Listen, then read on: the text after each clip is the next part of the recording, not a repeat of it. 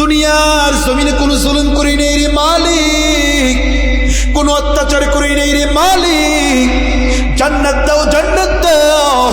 আল্লাহ বলবি ও ফেরেশতার দল, এই বান্দা নাকি কোনো গুনাহ করে নাই, এই বান্দার আমলনামাটা একটু খুঁজে দেখো তো। ফেরেশতারা যখন নাকি ওই বান্দার আমলনামাটা খুলবেন, দেখবেন ওই বান্দার আমলনামার মধ্যে জিনার গুনাহ, সুদের গুনাহ, ঘুষের গুনাহ। আল্লাহ বলবে কি ব্যাপার বান্দা, তুমি নাকি কোনো গুনাহ করে নাই? বান্দা বলবে আল্লাহ আমি তো এই গুনাহ কোনোদিন করি নাই। আল্লাহ বলবে ও ফেরেশতার দল, এই বান্দা নাকি এই গুনাহ কোনোদিন করে নাই, তোমরা কই পাইছো, কেমনে লিখছো, খাতায় উঠাইছো কেমনে? ফেরেশতারা বলবে আল্লাহ আপনার আইন অনুযায়ী লিখলাম। আপনার আইন হলো যেই চুরি করে তার যেমন অপরাধ, আর যে চুরির সহযোগিতা করে তারও তেমন অপরাধ। আপনি চুরি করেন নাই কিন্তু চুরির সহযোগিতা করেছেন, গুনাহ কিন্তু কম হবে না। আপনি সুদ খান না কিন্তু সুদের ব্যবস্থা করে রেখেছেন, গুনাহ কি কম হবে নাকি? আপনি ডাকাতি করেন না কিন্তু আপনি ডাকাতের লিডার, আপনি লোক দিয়া করান, আপনি করতে যান না কিন্তু বলেন তো আপনি যদিও না করেন সহযোগিতা করার কারণে গুনাহ কি কম হবে নাকি? আমরা আজকে এরকম হাসরের ময়দানে বান্দাগুলো বলবে আল্লাহ কোনো গুনাহ করি নাই, মনে হয় আমরা এরকম আল্লাহর কাছে বলবো আল্লাহ আমরা কোনো গুনাহ করি নাই। যখন নাকি আমলনামাটা খোলা হবে দেখবেন শুধু গুনার গুনাহ, গুনার গুনাহ, কিচ্ছু নেই। এ দুনিয়ার বান্দারা ভালো করে শুনো, এই আমলনামার মধ্যে শিরিকও থাকতে পারে। শিরিকের গুনাহ বড় মারাত্মক। শিরিক এমন মারাত্মক গুনাহ, দেখেন আল্লাহ পাক রব্বুল আলামিন সব গুনাহ ক্ষমা করবে কিন্তু শিরিকের গুনাহ কোনোদিন ক্ষমা করবেন না। মুসা পয়গম্বর রাস্তা দিয়ে হাঁটতেছিল, হাঁটতে হাঁটতে চলমান অবস্থায় দেখলেন রাস্তার ডান পাশে একজন বুজুর্গ বসে বসে তাসবিহ পড়তেছে। মুসা পয়গম্বর ওই বুজুর্গকে জিজ্ঞেস করল, বুজুর্গ তুমি কতদিন পর্যন্ত এই জায়গার মধ্যে বসো? বলল 400 বছর। বলে তুমি এখানে কি খাও? বলল আমি আল্লাহর দেওয়া আসমানের রিজিক ভক্ষণ করি। বলে তোমার কোনো চাপ আছে কিনা?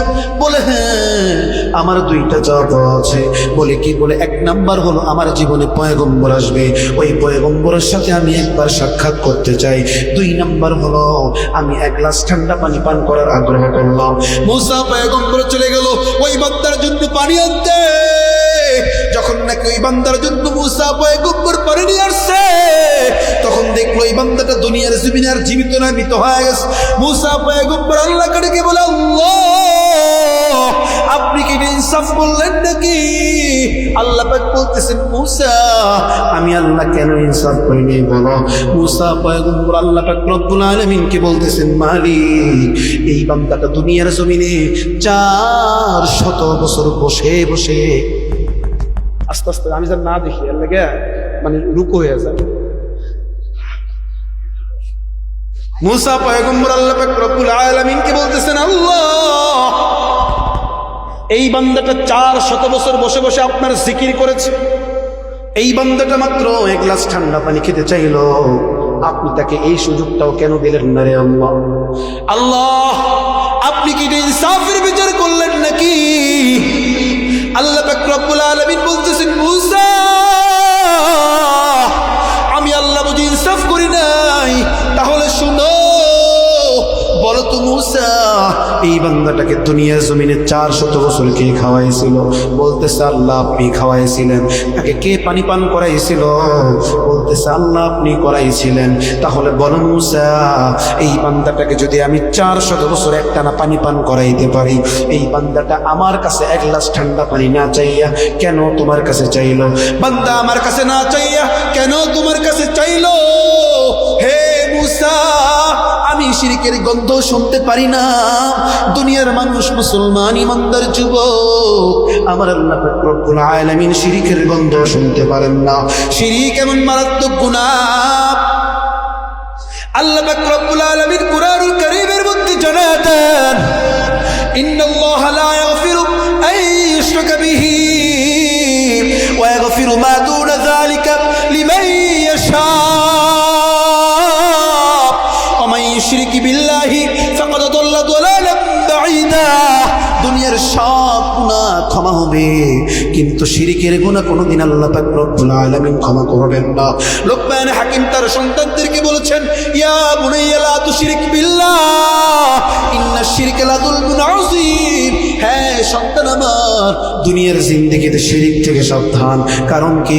ইন্নাশ শিরকা লাযুলমুন আযীম, শিরিক নিশ্চয়ই সবচেয়ে বড় জুলুম। এ দুনিয়ার বান্দারা, শিরিক এতটাই মারাত্মক গুনাহ। লাকসামের মুসলমান, শিরিক থেকে সাবধান। বলে হুজুর শিরিক কারে কয়, কেমনে শিরিক হয়? উলামায়ে কেরাম এই শিরিককে দুই ভাগে ভাগ করেছেন। এক নাম্বার হলো শিরকুন আকবার, দুই নাম্বার হলো শিরকুন আসগর। ভিন্ন ব্যাখ্যায় বলেছেন শিরকুন খাফি, শিরকুন জলিল। আবার কেউ বলেছেন শিরকুন ফিস সিফাত, শিরকুন ফিস জাত। সমস্ত শিরিককে আবার পাঁচ ভাগে ভাগ করা হয়েছে। এক নাম্বার হলো শিরকুন ফিল কুদরাত, দুই নাম্বার হলো শিরকুন ফিল ইলম, তিন নাম্বার হলো শিরকুন ফি হুকুম, চার নাম্বার হলো শিরকুন ফিস সামি ওয়াল বাসর, পাঁচ নাম্বার হলো শিরকুন ফি ইবাদাত। এক নাম্বার বলেছিলাম শিরকুন ফিল কুদরাত। লাকসামের মুসলমান, আওয়াজ দিয়ে বলেন তো, সন্তান দেওয়ার কুদরতি ক্ষমতা কার? আর উজির আওয়াজ দিয়ে বলেন কার? রিজিক দেওয়ার কুদরতি ক্ষমতা কার? সন্তান দেওয়ার কুদরতি ক্ষমতা কার? সন্তান দেওয়ার কুদরতি ক্ষমতা যদি আল্লাহরই হয়, তাহলে দুনিয়ার জমিনে মানুষের কাছে গিয়ে কেন সন্তান চাও? মাজারের কাছে গিয়ে কেন সন্তান চাও? মাজারে গিয়ে কেন কাঁদো? সন্তান দাও, সন্তান দাও। হয়তো দুই কথা আমার আল্লাহ সন্তান দিতে পারেন না, এই জন্য তুমি মানুষের কাছে গিয়ে সন্তান চাও। আর যদি বলো না আল্লাহ তাআলা সন্তান দিতে পারে, তাহলে কেন তুমি মানুষের কাছে গিয়ে কেন সন্তান চাও?